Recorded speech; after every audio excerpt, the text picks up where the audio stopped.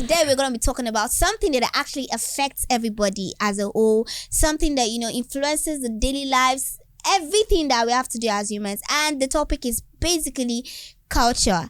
I have a guest today in the studio and we're going to be talking about this together. He's actually an OAP with Echo FM. If you're familiar with radio, you're supposed to know him. We call him the Duke of Lagos. How you doing? I'm doing fantastically well. Am I right with the Duke of Lagos or Duke on radio? Okay, actually. Duke on radio. Yeah.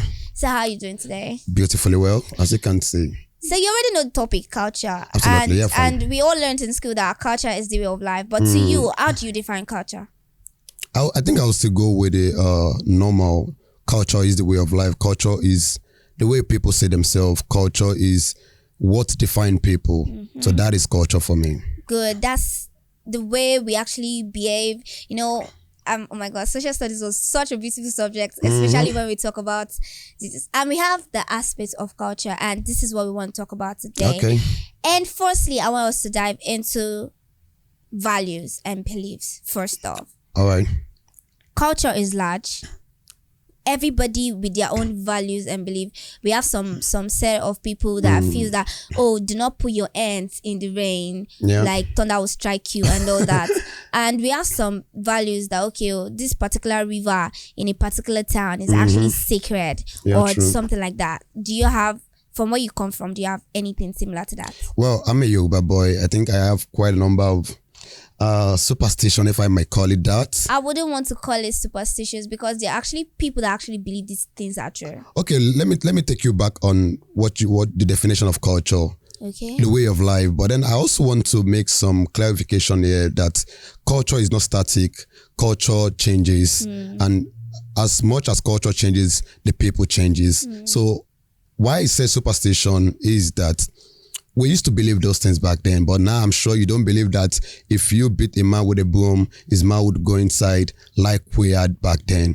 But then back then it was a thing. We all believed it and all of that. So that was why I actually said superstition. Yeah, talking about values and beliefs, let me just chip this in. Where my mom's side, basically, there's this value that I know they scrapped it, female circumcision, but they still actually do it because it's actually something in their culture. I mean, the federal government actually said, okay, no more female circumcision. But I could remember back then, one of my cousins actually stained all my dress with blood. And I was like, she's too young to actually be, seeing period or something. Then my mom had to tell me that it was because she was circumcised. And these people do not want to move away from that culture because medically it is wrong. But because it's culture, so, they do not want to move away from it. And I think that modernization has helped in scrapping some things. Okay, well, for me, I think sometimes you don't choose your culture chooses you. So, as much as you want to fit into a particular style, particular lifestyle, particular way of doing your thing, you have to be equally in the know of what is obtainable in this present dispensation, in the sense that sometimes, like you said, the whole female mutilation and all of that. Yes. Medically, it has been stopped. Okay. But then you and I know that some cultures still practice this. But the reality is that if caught, they will be made to face the law. That is the reality. So those are some of the back end they get if they continue with a certain culture. Okay, now let's move away from traditional stuffs a little bit. Okay, modern culture. We still have modern culture. We still have some people that behave like, they are modernized, but I mean, it's archaic mentality and all of that. All right. And I want to use this as an example. The fact that the segregation between men and women. I mean, we are all pushing. I think I like this topic. We are all pushing for equality, but there are still some people that believe that women and men can never be equal. Both traditionally, both in the modern world. How do you feel about that? Firstly, I would say we're all born equally. Whether you're a man, you're a woman, we are equal. Okay. So let's get that fact straight. First of all, a man and a woman is equal by all standards, save for the sexes, the genitals. That is the only difference. Okay. So intelligence-wise, we are equal. And then character-wise, we could be equal. If a man can achieve one thing, a woman can achieve one thing. So if a man is good enough to be the president, a woman is good enough to be the president. Okay, so, but people have actually shown. There's some people that call themselves feminists. Beautiful. And they feel that, okay, there's a way we have to behave as women. And what's your view on feminism, basically? Unfortunately, the whole idea of feminism has been misconstrued. If feminism in its right sense is anything to go by, I think it's what each and every one of us should actually push for. In the sense that it's great for gender equality, it's great for equity and fairness to the women and all of that.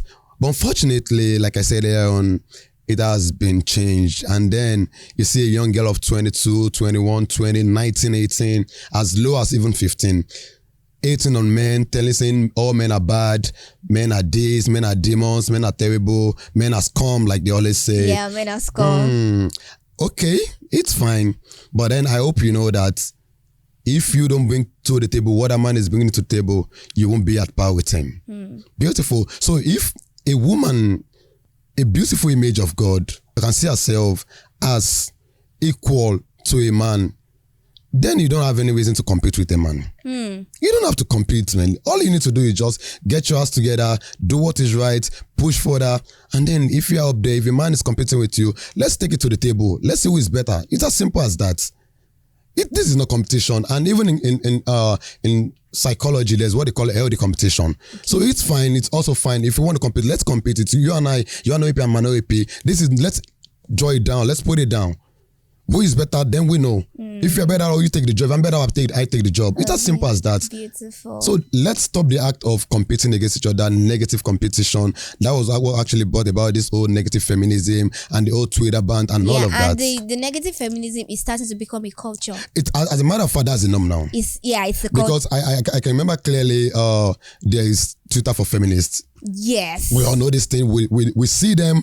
And the sad part is that each time I say some of these so-called Twitter feminists getting married, I feel sad for the young ones coming behind them and listening to some of this gibberish you've told them. Like, you following these people that tells you don't get married to a man, don't subdue yourself to a man, don't listen to a man, don't be under any man, you can do whatever you want to do and all of that, and they inject them with so many negative information. But then before you know it, boom, the ring is in the finger.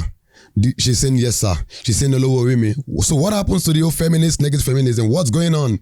What has changed? I mean, double standards. Okay, that's a beautiful one. So let's actually move on to another aspect of culture that I think is very, very important, and that's dressing. Okay, looking at what you're wearing, you actually look like someone that does a 9 to 5 job. That's the office job, basically. But looking at what I'm wearing, I mean, it's mixed. You can actually wear this to a party, church. I mean, some churches allow it and all that.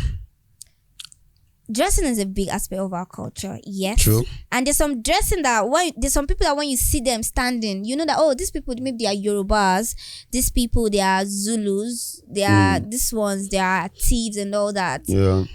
Which tribe do you feel has the best dressing? Is Yoruba demon a joke to you? No, like I really need to say that. Is Yoruba demon a joke to you? Oh wow, I think there are some tribes that want to disagree with that. Well, they can choose to disagree. Have you seen the Hausa materials? That one that if you pour water, the cloth will carry the water. Okay, and have you seen the Yoruba man wearing his agbada? Oh wow, I think let's bring it down. Have you seen the Yoruba lady with the old gele thing? Have you seen how beautiful she looks? Yeah, I mean, I think with all sense of responsibility, the Yorubas have the best dress sense when it comes to culture in this context. Yeah, beautiful. So, which are like honorable mentions? Give me honorable mentions. Okay, the Yorubas, and then I think I love the Igbos. Did I say Igbos? No, the Edos. Oh yeah, the Edos. There's no way you talk about culture without talking about the Edos. Beautiful, and the Edos are more like Yorubas, in case you don't know. And I love their adornment, like that bead. The bead thing. See, let me tell you something. When you talk about culture, dressing is as old as culture.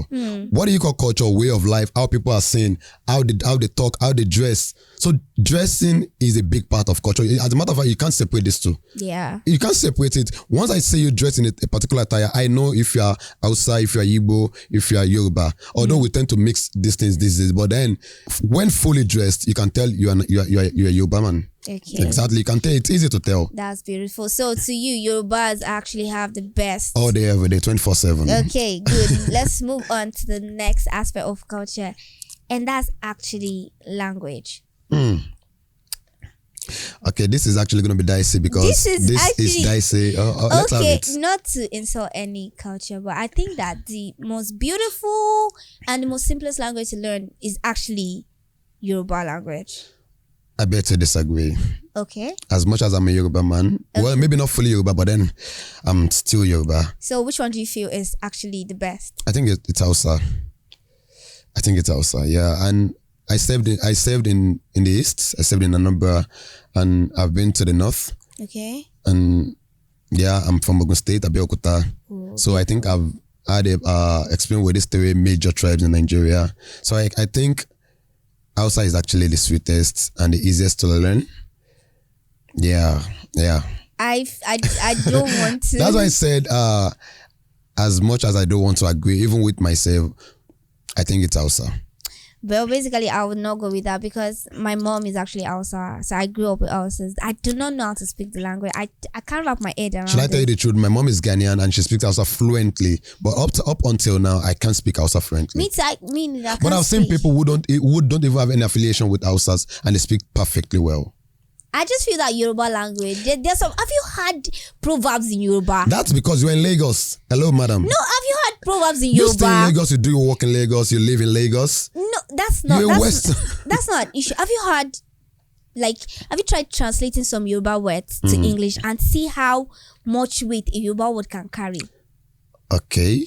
Have you tried it? Like, do you know that in Yoruba language, when do you want to greet? Okay, maybe someone just gave birth and they're saying, normally, thank you for giving birth or something. In Yoruba, they'll say, Eku ewu omo. Do you know how heavy the danger of that word childbirth exactly. and all of Do you know that. how much weight that word carries? But the reality is that it's because you are used to this world.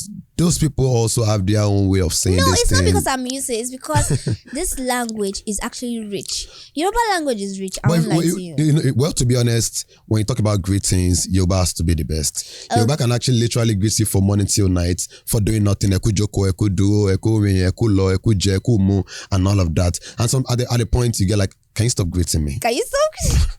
You know what I'm saying? Okay, that's beautiful. Okay, guys, let's go on a short break. When we are back, there's still so many things that we want to talk about. So keep it locked and don't go nowhere.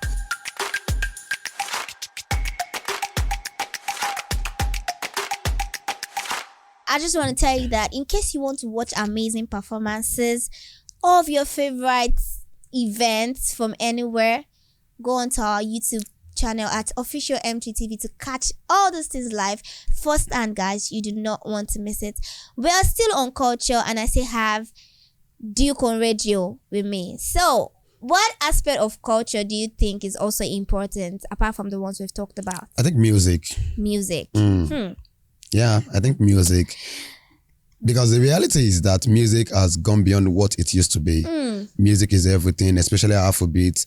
It's Afrobeat to the world right now. Afrobeat to the world. Like basically, I had an interview with a Canadian guy last night, and then he was talking about the music industry over there and what we have here. And I was asking you about the relationship and also the difference in between what they have over there and what we have here. And then he made mention of something that Afrobeat is actually, if not the biggest genre right about now over the world. Like you can go to the Canada, you can go to UK.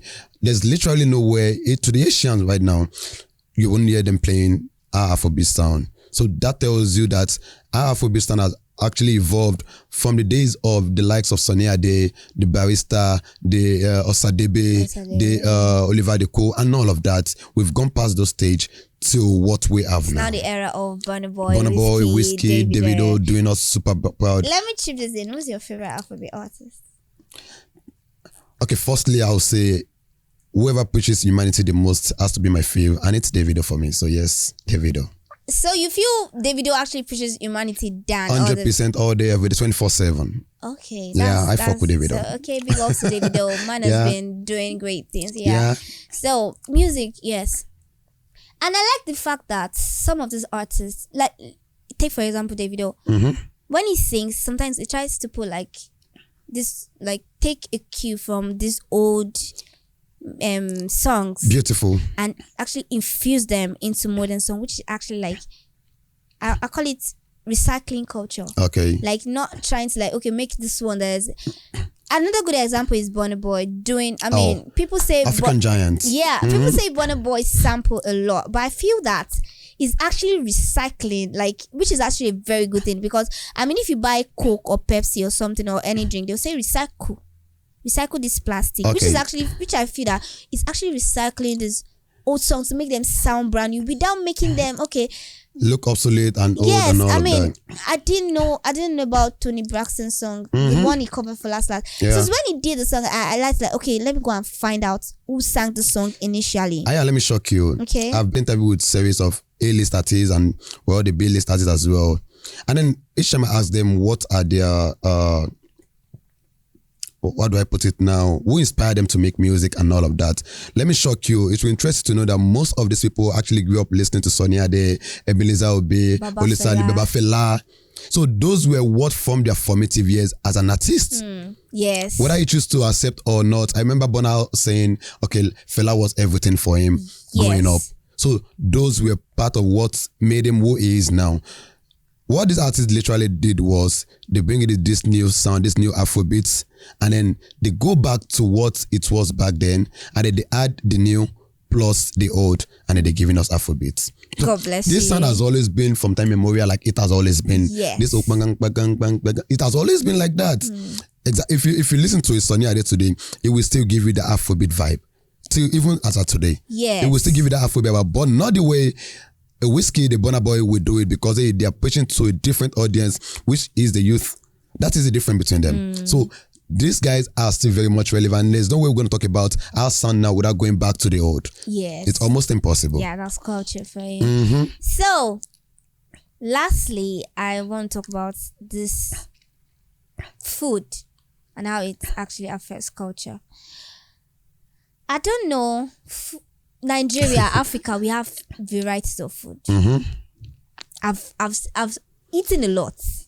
I'm serious, and I feel that there's no food that actually beats Calabar food. Akwa Ibom. Yeah, Akwa Ibom. They have varieties of food, and also the Igbos, they eat LD. Do you actually agree with me? I think the reason is not far-fetched. Igbos and Akwa Iboms, they take a lot of veggies and they take a lot of vegetables. So, well, I think that's actually the major reason why they have varieties of food. With no disrespect to the Yorubas, I think we are the least in that order. Do you have an issue with Yoruba people? Because I don't understand. I don't think have any we have issue with amazing Yoruba. food. Like I said, I'm a Yoruba boy, and I don't have any issue with Yoruba. But the fact is that these guys have better food than we do. And the truth is, I don't even eat their food. That is the reality. But I know they have varieties of food more than we do. What do we have? We have olive egusi. We have egusi. We have ewedu, and that's it. Okay. What else do we have? Maybe you should help me. What else do we have? We have a lot. Like what? We have begiri. We have a foloboro. I think that's vegetable. The gure vegetable. And our best food is for you. So what else? I mean, and egusi. And you and I can sit on this seat and count 5, 10, 11, 15 food that the Akwa Iboms can actually boast of. Okay, you win actually. Okay, guys, still on culture. We were at Culturati 2022, where everything that had to do with culture happened. Culturati actually celebrated lifestyle, food, dressing, every aspect of culture, name it, you actually see there. That was actually where Nancy Isime actually got the award for OAP of the year. I mean, a lot happened at Culturati. I do not want to say too much. I want you to see for yourself how it all went.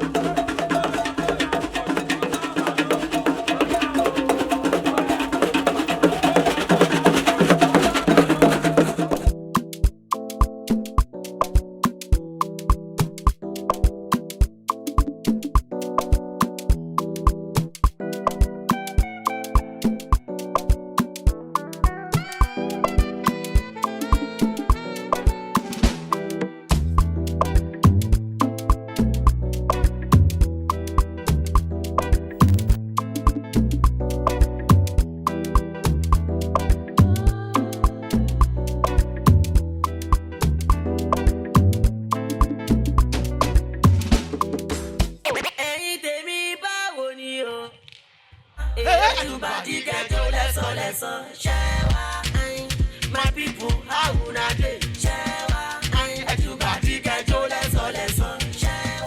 Good evening and welcome to Culturati 2022, the Youth Edition. For Lagos, just know how to convince person. If you don't know, confuse the person. They don't sell car, give my guy, the car need the reverse. I can't they ask the guy, say, wait till make you go buy car when need the reverse. He say, they tell us a new model, Toyota for whatever.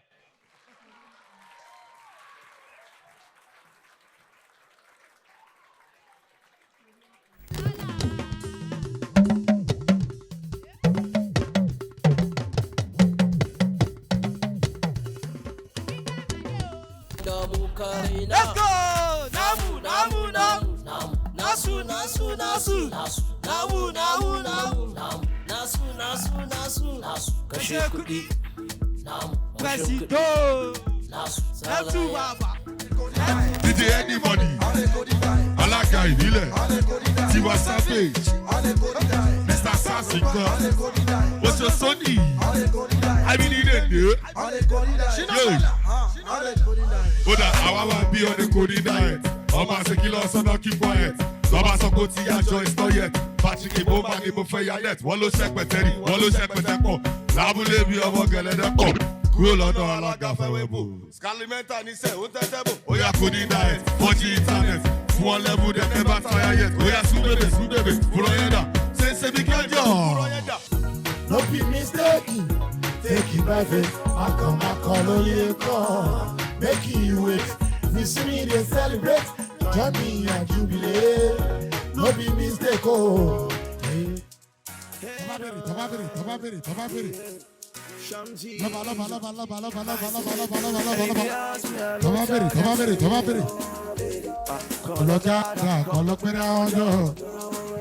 Consolidate for more better. You can call me small doctor.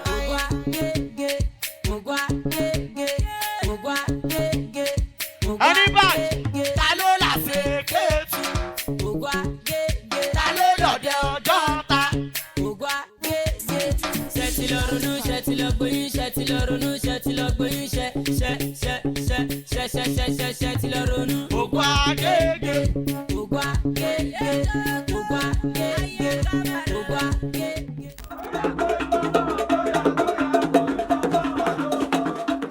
Welcome back from that beautiful video, guys. That was all that happened at Culturality 2022. So, Duke on Radio, is there any other thing that you feel that about culture that you want people to know about? Okay, I think I would love to talk about the negative effect of culture on our dressing. Let's not forget who we are. First of all, we are Africans, we are Nigerians, we are people rich with culture and values. Okay, the other day I saw Ira Star. No disrespect, she's an artist, beautiful artist, fantastic singer. She does her job very well. But then there's something I'm not liking about her. And this is not just me picking on her. We have so many of them as well. The way they dress. And then the message they send to our youth, I think it's really not good. If you ask me, it's really not good. Yeah, you can say she's an artist and all of that. But then let's not copy the negative things from the Westerners. You might want to say, okay, what about the Lady Gaga, the Madonna of this world and all of that, like they go nude and all of that, but it's fine.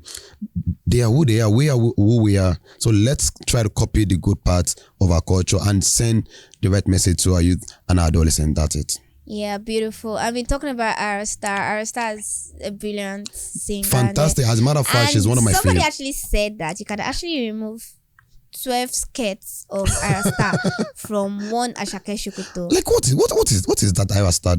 Like I can easily use my one hand, like I don't know. Okay, let's just go ahead. It's okay. That's it. Okay.